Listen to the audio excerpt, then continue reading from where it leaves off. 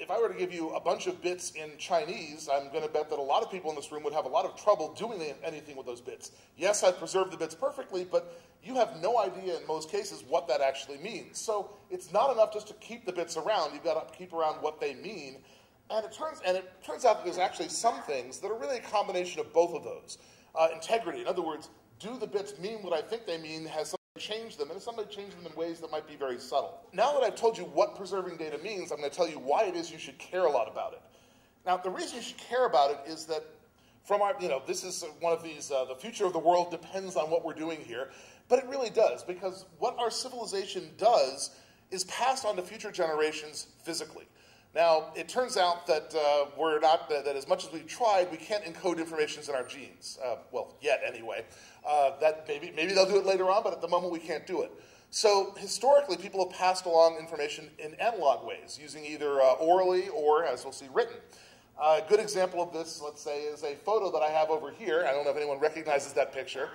That picture is actually originally analog, although I did just scan it in. That's me in about 1980, I think it's around 86 or 87. Okay, so that's analog information, and that was preserved on a piece of film for, at this point, close to 25 years. Now, the problem is, how many things that you have that are digital, because after all, that's what we're preserving in modern society, how many people here have something around that is digital and 25 years old? Okay, how many of you have actually tried to read it recently? Now you see what the problem is. It turns out that analog stuff is very easy. It was very easy for me to get that piece of film out to look at it. I just took it out of the case it was in, hold it up to the light. Okay, it's a negative, so I have to reverse the image, but it's very easy to read it. If that had been digital in 1987, I might have done it on a 3.5-inch floppy, might have done it on something else that I don't even know how I would read it. So the good news is it was stored analog, now it's digital, and I have to figure out how I'm going to actually keep that around for a long time. So what I'm going to try to do then is talk about the challenge for digital data, and start out by talking about how we preserved analog data. So right here, I've got a couple of examples of analog information. So the top one up here is Chinese writing. This is ancient Chinese characters. This writing over here is Egyptian hieroglyphics. You've got linear B over here, and over here are Mayan hieroglyphics. Now, all of these are examples of people who lived thousands of years ago and wanting to preserve information. And it turns out that this is a lot more reliable than the original transformation method, which was, of course, verbal. Right? Verbal transformation's been around much longer than than written, but verbal is subject to all kinds of transmission errors. People just hear stuff wrong. So they decided we're going to write this stuff down, and we're going to, in many cases, carve it into stone because that worked pretty well. Now, it turns out that there are a lot of things we can learn from the way that people have preserved data digitally for thousands of years, right? They've been concerned about media reliability. If I write something in stone, how long does it last? And it turns out for stone, it's not that all stone is created equal. Some stone is very, very hard, like granite. Other stone, turns out things like limestone and sandstone, not so much. So we'll see that media reliability and readability is an issue. Data integrity is another problem. How do I know that what was written down originally is what I'm reading now? And what happens if small pieces of it get erased over time due to failure or anything else? Of course, the last thing is preserving meaning, and we'll see cases where very old analog stuff, actually you can read all the bits perfectly well, we have no clue at all what it means, and we'll see that there are a couple of cases of that. So first of all, media reliability. It turns out that some forms of media are more reliable than others, and actually, this over here, you can probably recognize one of the Dead Sea Scrolls, remarkably reliable. It's lasted for 2,000 years. I mean, I don't think people realize how reliable that really is when you consider that there's a lot of media for computers that's 50 years old that's in much worse shape than that. So 2,000 years is pretty good. Paper, it turns out, is less reliable than parchment. These scrolls were actually on parchment, and so you have to constantly recopy it. Parchment is more reliable, but it's still vulnerable. This only survived because it was in a very dry climate. Now, you might think that something like over here, which is another Egyptian hieroglyph, it's stone. Stone is very reliable, except for one small problem. Apparently the pharaohs had this nasty habit of erasing the names of their predecessors. Okay, so you have this stone here, which is very, very reliable until someone decides to go and deliberately modify it and make changes. One of the reasons apparently that Ramses II is so well known as an Egyptian pharaoh is that he cut his name very, very deep into granite, which made it incredibly difficult for anybody to go and erase his name. So this is one of the things that you actually have to learn about is how do you make stuff reliable. Now, vulnerability can be mitigated by copying, right? If you have media like parchment that's very vulnerable, you do lots of copies. Copy of the Torah, that's how we make copies of it. Well, it turns out that if you're constantly recopying things to make sure that it survives, you have a separate problem. And that next problem you have to worry about is integrity. Okay? So if you make lots and lots of copies, you have lots and lots of potential errors. Okay? So how do you solve this problem? Do you make independent copies? Do you make the material more complicated? Do you have rules for it? Ever since people started recording information, there's been a need to duplicate it.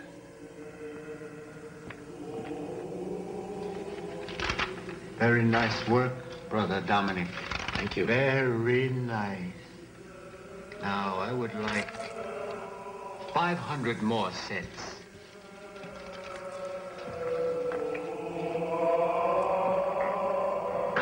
Brother Dominic, how are you? Could you do a big job for me? Here are your sets, Father. The 500 sets you asked for. It's a miracle. Okay, now, for those of you who don't recognize that, that was actually an ad for Xerox that aired in approximately the mid-1970s. It's amazing what you can find on YouTube these days. The point here is that when the medieval monasteries made a living out of making copies, right? And the reason that they did this is that, again, they wanted to ensure that the data stuck around for a long time. Now, the problem when you make all these copies is that you now have an issue of what happens when you make mistakes, right? So this is a page from a medieval manuscript here, and you notice that this is literally flowery text, you know, the flowers on the side here. One of the reasons why they illuminated the text, they did all this stuff, is that it turns out it made it harder to copy. When it takes longer to copy, you spend more time making really darn sure that you copied it exactly right. Now, the Torah is the same thing, by the way. It turns out that when you're a Torah scribe and you're making copies, every letter has to be formed perfectly. If you make a mistake, you take out the piece of parchment it's on, and you either find a way to legitimately erase it. There are some ways to do this, or you start over again. That's the way you make sure you don't make copies that are wrong. Okay? So now we've got the ways that are analog of making perfectly good copies. Of course, the problem is that, well, everybody can read it. Well, okay, I'm guessing in this room, most people here can read a Torah scroll. The U.S., yeah, you couldn't make that statement, but here I think we're pretty safe. Problem is that preserving meaning is the second problem, right? Now, it turns out here we have two copies of ancient text from the island of Crete, okay? The top one here is a script called Linear B, which back in the 1950s they deciphered. Now, the problem with deciphering it, this is, by the way, almost a cryptographic thing, was that nobody knew how to speak Linear B. Nobody knew what the language was. Well, through a lot of detective work, they discovered that this was actually a written form of ancient Greek. Now, turns out we can now read Linear B. Over here is Linear A, different script from the island of Crete. We have all the bits. See the bits right here. We have no idea what they mean. We literally have no idea. This is, in fact, if you want to solve a problem in a field other than computer science, crack Linear A. Nobody has done it, and a lot of people have tried it for a very long time. Now, it turns out, by the way, with the Torah, the same thing happens. There are plenty of singleton words which, from context, we know what the words are. They're nouns, they're verbs. We know even that it's a bird. We just don't know exactly what bird. For example, I know that there are a lot of Orthodox Jews who won't eat one of the 6 kinds of locusts because we know that they're locusts. We just don't know exactly which ones they are, and, well, they're kosher if we just knew which ones they were. This is a real problem, okay?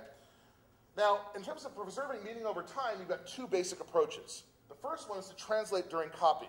Okay, so again, if you look over here at the illuminated text, this is a page from the Bible, but you can look and that's clearly not Hebrew. It's actually Latin. Now, that means that what they did is they copied it from Hebrew, almost certainly to Greek, and then from Greek to Latin. So it's been translated twice. Okay? Now, in terms of digital preservation, this is a very good idea. There is, however, one little problem, and that is that when you try to translate meaning, you sometimes end up with errors in translation. Okay? And errors in translation can be a bit of a problem, right? Does everyone recognize the photo down there? Okay, that's a picture of Moses, and note on his head you have something which was not exactly in the original, but in fact in the Greek and Latin, it turns out that Moses has horns. Clearly that's not the case, right? But that error crept in translation. Now imagine if we didn't have the original and have the meaning, we'd be thinking the Jews had horns. And I actually ran into someone in college who wanted to know where my horns was. I mean, literally, this is someone who had never met a Jew in his life and wanted to know if I had horns. The answer is no, not that I'm aware of. Now, the second thing you can do is you can actually keep all the copies around. Instead of just keeping around one copy, you can do what the Rosetta Stone does and keep around all of the copies. Now, this is a great idea. It's good for translations, but on the other hand, as you can see, it takes up a lot more space. If they had just kept around the Egyptian hieroglyphics, for example, would have been just the top of the stone, not the whole thing. So this is pretty good. This is the way we've done it for analog data. But we're here to talk about digital data.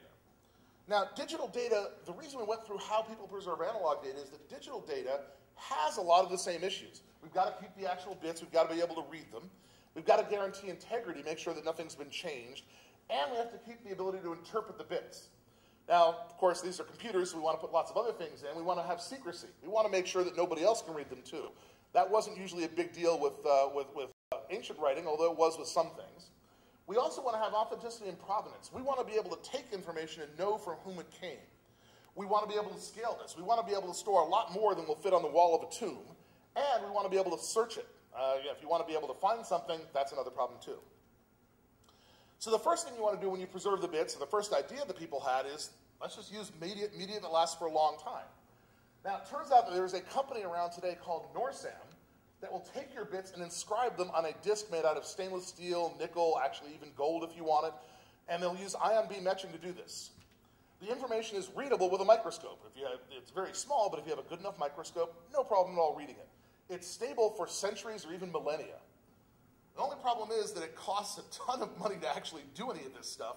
And of course, readers, I don't happen to have a microscope on my computer to read it. You probably don't have one either. Well, the second thing people did is, let's use magnetic tape. Now, of course, magnetic tape may not be the right answer. Notice, by the way, when Kai Lee was talking about tape yesterday, he had the phrase tape sucks, and there actually is a company at tapesucks.com. We got that button at Supercomputing one year. But turns out that tape is a nice idea because it's not as stable as stainless steel. It won't last for millennia, but it may last for 50 years. Only one small problem. How many of you in this room have ever used an exabyte tape? Okay? How many of you actually know where I can buy an exabyte tape reader? And remember that exabyte tape readers that's a 15 to 20-year-old technology. Remember we said 50 years? If you can't even find something 15 to 20 years old, how are you going to find something 50 years old? There are actually a lot of tapes that every year you hear about this. We found these tapes. They have all this data from a lunar mission. If only we had a reader to read them. So in other words, it's not enough to have the media itself. You've got to be able to read it. Rocks are easy.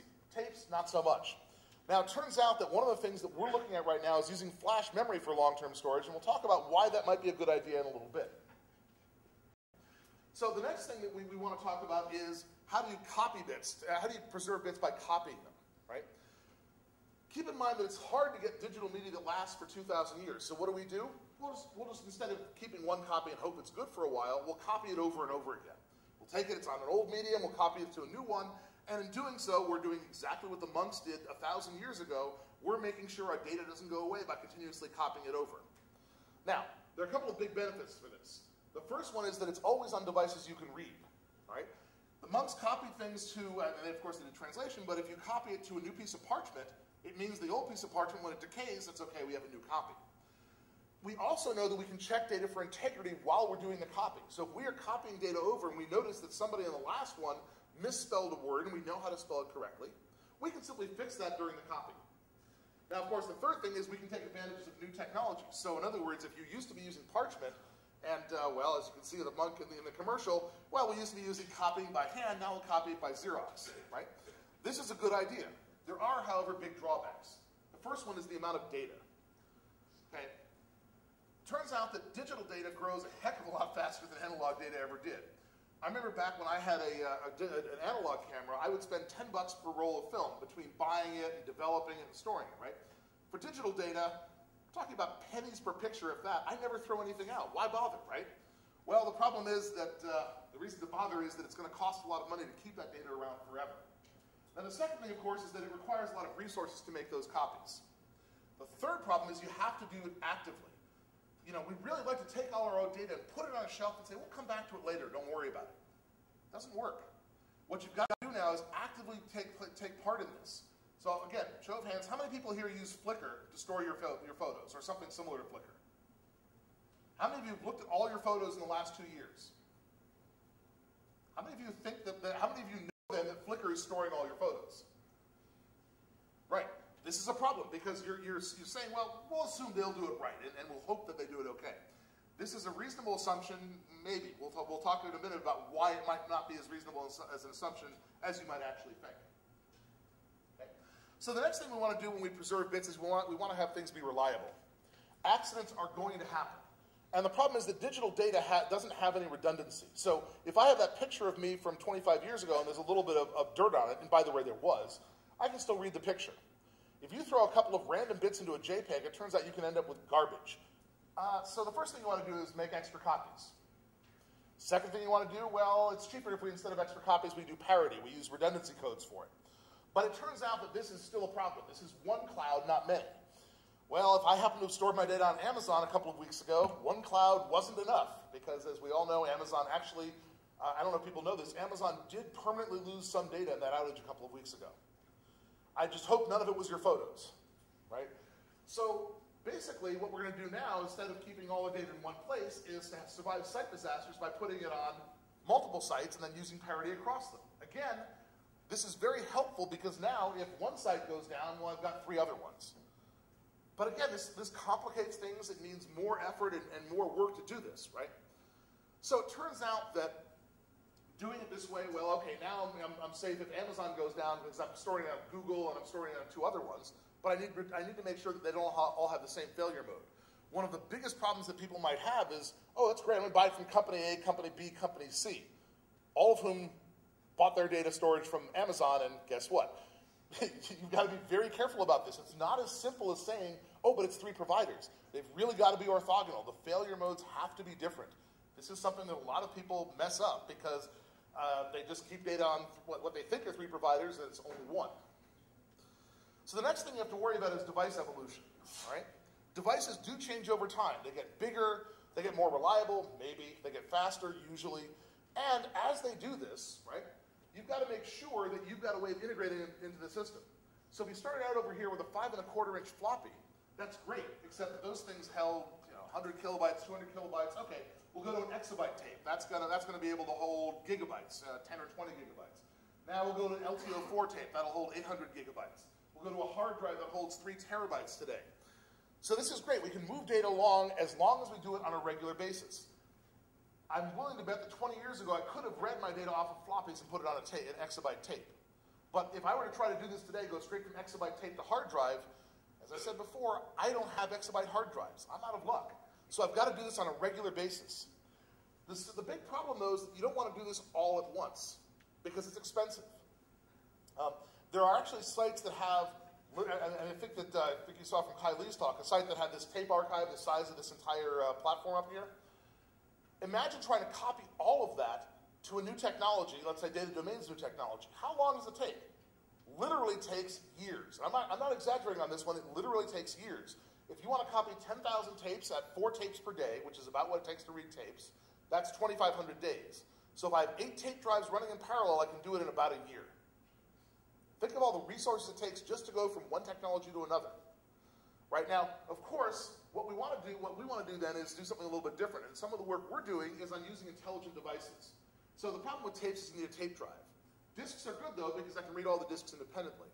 So what we're going to do, and I'll talk about this solution in a minute, is to actually use intelligent devices that connect via networks because, unlike tapes, networks evolve very slowly. Okay? Now, the next thing we want to worry about is integrity. How do we make sure that our data hasn't changed? Now, there are 2 kinds of modification we have to worry about. The first one is accidental. Oops, I'm sorry, the bits dropped. There's been bit rot, bit failure. Yeah, that's one of them. That one's not so bad because we have ways of checking against that. It's the intentional modification that we're worried about. And it turns out that intentional modification, people are starting to see archives that are being intentionally modified with the intent of changing what has actually happened.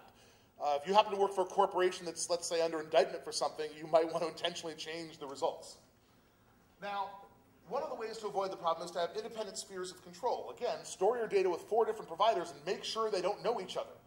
In the US, this has been a big problem. If you stored your money in 4 different banks, 10 years later, it's all in one bank because they keep buying each other. So this is a problem. We've got to make sure that you use independent spheres of control here. This is the exact opposite of the computing industry where everybody's consolidating and now we all use one architecture. For storage, you want to use multiple architectures because it's safer. Now, scalability is a problem as well. We want to make sure that these archives can grow organically. I don't want to go and pay for a really big archive on day one. I want to add a little bit when I get more and more storage. It turns out that this is actually a lot harder than you think. One of the problems is that the archive has to function at small scale, where small scale might be 20 devices, and then it has to grow to 1 million devices. Well, that's a very hard thing to do. 1 million disks is only an exabyte of data, and that's not all that much data.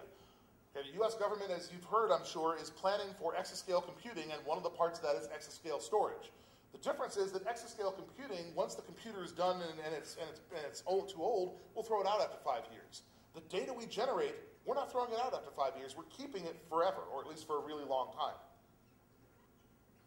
Now, one of the approaches that our research group has taken to looking at integrity and scalability is an approach that we call Pergamum. And for those who don't know, by the way, Pergamum is the second largest library of the ancient world. We were going to call the project Alexandria, but everybody uses the name Alexandria, so it would have been difficult.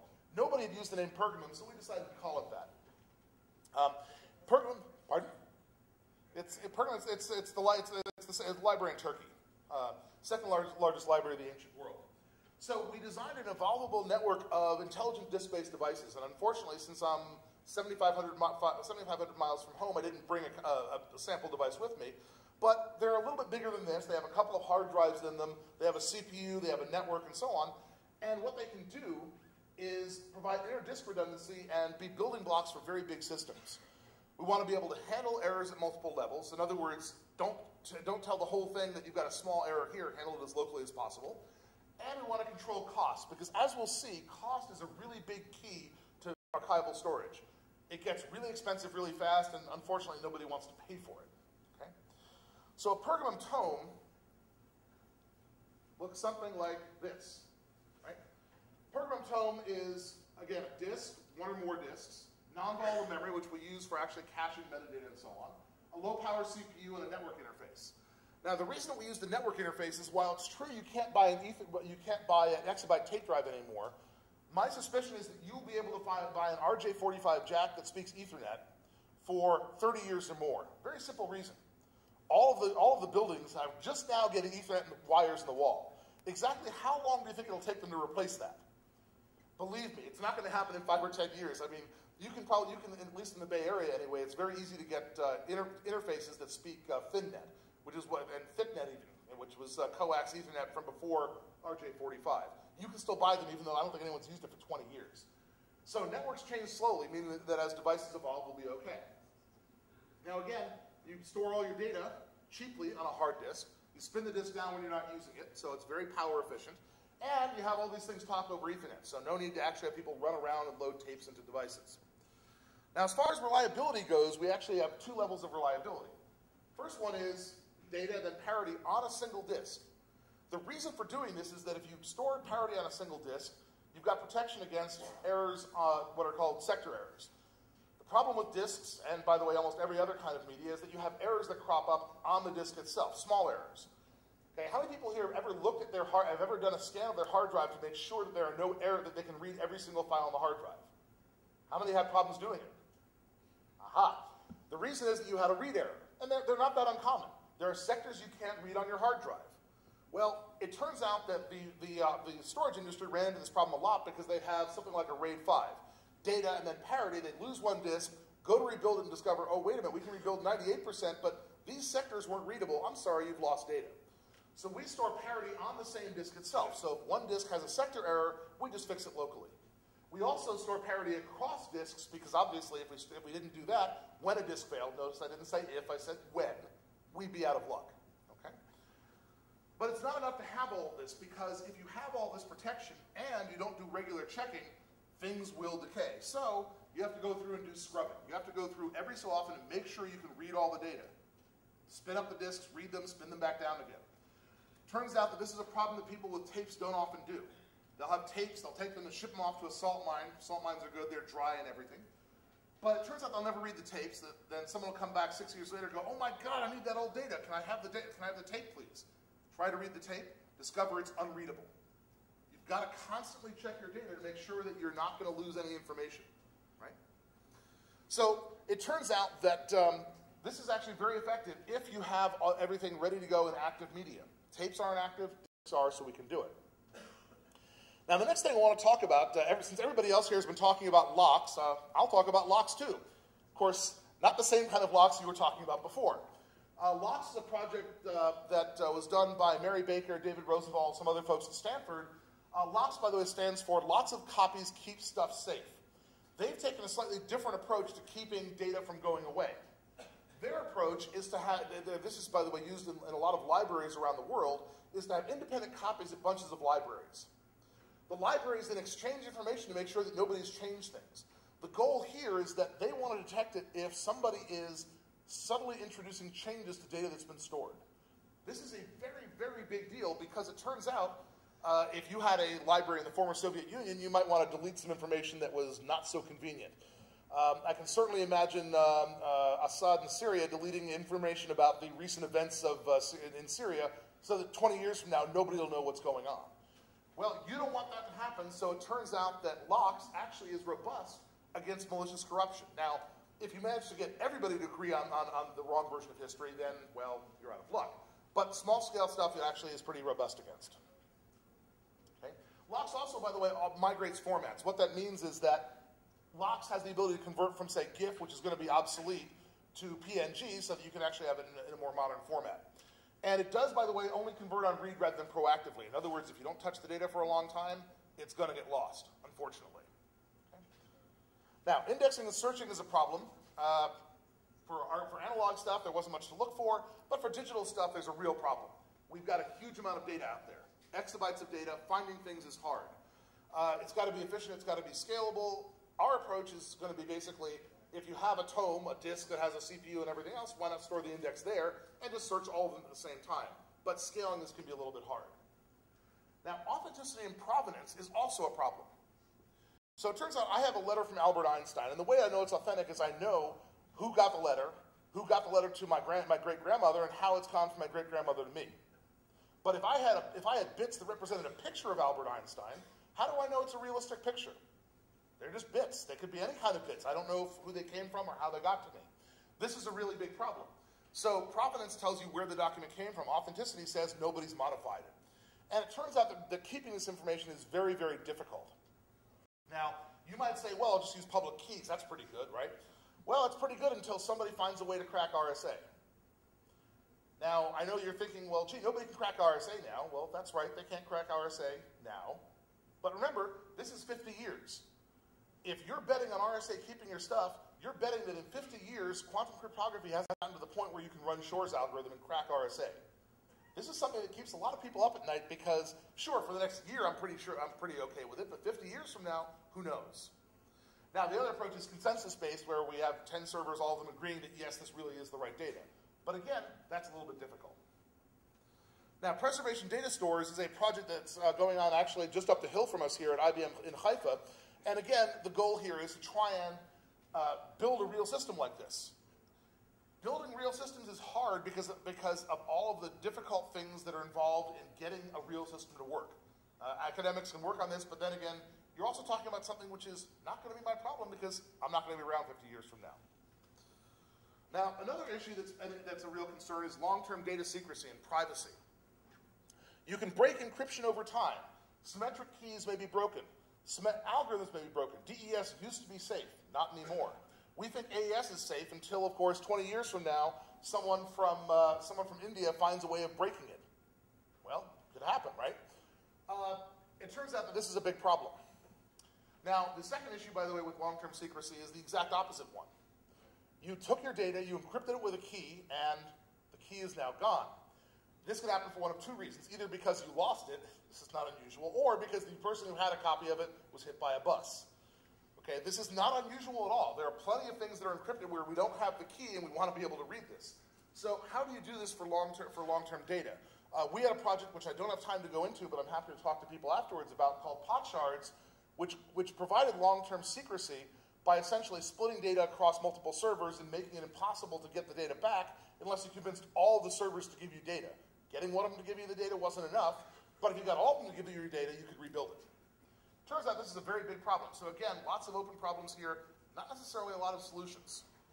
I know that I've actually, as a reviewer for conferences, I've gotten PDF that's supposedly Acrobat 6 compatible, except it doesn't work on my version of Acrobat 6, it only works on their version of Acrobat 6.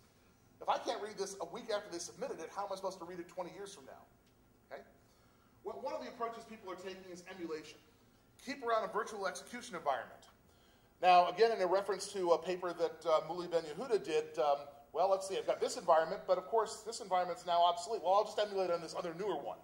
So it's turtles all the way down, right? It turns out that this isn't a very easy thing to do. So Raymond Lurie had actually done some work on using simplified environments. For example, if you said that your environment is no problem, I'll just run VMware Fusion, or I'll run VMware. You're talking now about having an Intel x86 processor run correctly. I think we had some folks from Intel yesterday who could tell you exactly how hard it is to get that to happen. So we're using simplified environments. There's something called the Universal Virtual Computer, which has about 18 instructions. Yes, it's not fast, but that's not our goal. Our goal is works. Works is better than fast for archival storage. Okay? Now, migrating is a nice idea, right? When you make a copy, just go to the new format. So when you read that old WordPerfect document, turn it into Microsoft Word. Now, the nice thing is you don't have to keep a complex environment around. The bad news is that, again, you've got to keep doing this migration because, of course, there'll be Microsoft Word 2020.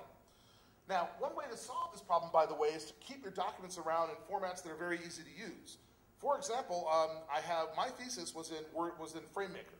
I can't read FrameMaker anymore. My thesis is lost. I learned my lesson. Almost everything I've written for the last 10 years is in LaTeX, and of course we'll get to hear about somebody who has something to do with LaTeX right after me. But I learned my lesson, okay? Now, the problem you have if you're translating formats is, does that new copy really have the same meaning the original one has? Now, the last thing I want to talk about is the economics of archival storage. This is a really big problem. Okay, because when we store data, and this is photos or anything else, we want to pay for it once. We say, I created my bits, I want to pay for them once. Now, there's a problem with this. The data that everybody wants to use is the new stuff. They want to use the data that came out a week ago or 2 weeks ago. They want to use the YouTube videos for this year, not the YouTube videos for 5 years ago. So how does a company like Flickr or YouTube make money? They make money by showing you ads. But they can only show you ads for things you look at. And how many of you have actually looked at something on YouTube or Flickr that's more than 3 years old? Not many. So how is YouTube or Flickr going to make money on all that old data? And it's a problem because when that data gets old, those ongoing costs are going to start killing them. They have no way of making money off of it. Right? The problem is basically that people don't use stuff that's old. So how do we solve this problem? One of them is, well, we'll just charge you more initially, get a more reliable form of storage, like flash memory, which will last longer than disk. And that way, well, we'll charge you more in the beginning, but it'll last longer. Maybe that's one way to do it. Maybe we'll pay for ongoing storage with revenue from new data. We'll see in a minute. That may not work too well.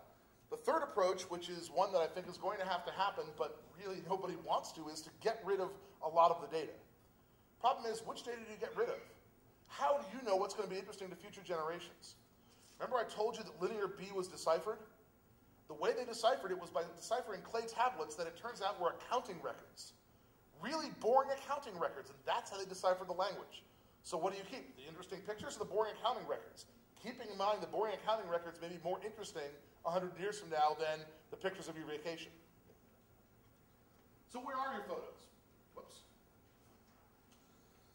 Okay, the answer is that your photos are right now, right about over here. This is the ratio of old storage to new storage on a storage system that grows exponentially for about the first 5 or 6 years, just like YouTube has grown. Then the question is, what happens now? So we're 6 years into YouTube, and YouTube's right about over here. There's no difference between any of these models in terms of what's going on. The problem here is that Keynote is doing the wrong thing. Now, the difficulty is that if you look at these models, this model down here is what happens if we continue to have exponential growth. In fact, the growth rate continues to accelerate. The ratio of old data to new data actually gets lower. And you see here it's way under 1. Now, what that means is that you can pay for all your archival, your new storage with all the money you get. You can pay for all your old storage with all the money from new data. But over here is what happens if we start storing constant amounts of data each year. You take pictures, you store a gigabyte a year of photos. After just 25 years, it's 4 times the cost of storing the new data is what it takes to store the old data that you're trying to keep around. So we're worried about having a digital dark age, okay? Because everybody here keeps their data on YouTube and Flickr, and guess what? That's not going to be supportable. Now, you could, of course, pay yourself for long-term archiving. Chronicle of Life will do it for $1,000 a gigabyte. That's not exactly a very palatable option. So what I want to do then is summarize what the challenges are here. The first one is archiving a ton of bits, 10 to the 18th or more.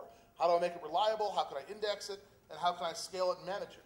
I want to make sure the bits can be used in decades, and I was being conservative. I really would like centuries, but I'll settle for decades. And I've got to make sure I can integrate all this stuff together into a system that'll be around in a century. Okay? So it's a critically important problem. It's largely ad hoc today, and there are a lot of problems left to be solved. So one thing I want to say is, if you're interested in this stuff, I'll put in a plug for UC Santa Cruz. We are one of the few places around that's doing research on archival storage, and we have really good sunsets. So if you're interested in archival storage, come study it at UC Santa Cruz. With that, I'm happy to take questions.